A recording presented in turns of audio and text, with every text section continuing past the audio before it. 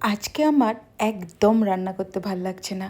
যতই রোজ স্কুলে যাই, রোজ অ্যাক্টিভ থাকি, সব কিছু করি, কিন্তু তাও মাঝে মাঝে এক আধ দিন মনে হয়, ইস, আজকের রান্নাটা যদি আমার হয়ে অন্য কেউ করে দিত বেশ ভালোই হতো, কিন্তু সেটা তো হবার নয়। তাই যখন এরকম মনে হয় তখন একদম সিম্পল এরকম একটা রান্না করি। ভাত, সবজি, ডাল, পোস্তর বড়া আর ডিম ভাজা। এটা যে কেউ যখন তখন আধ ঘন্টার মধ্যে বানিয়ে নিতে পারে। আর টিফিনও নিলাম, ফাঁকিবাজি টিফিন। ব্রেডগুলোকে সেঁকে নিয়েছি, দিয়ে পিনাট বাটার দিয়ে ভাঁজ করে নিয়েছি। আর নিয়েছি টক দই আর শসা আর অ্যাপেল নিয়েছি, আর একটা মিষ্টি নিয়েছি, সেটা ভিডিও করতে ভুলে গেছি। ব্যাস, মোটামুটি আধ ঘন্টার মধ্যে পুরো ব্যাপারটা কিন্তু কমপ্লিট হয়ে গেল।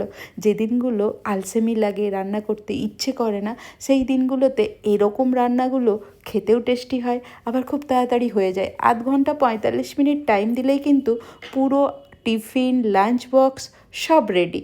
তারপর এই হচ্ছে আমার মেডিসিন, হয়ে গেল সব রেডি।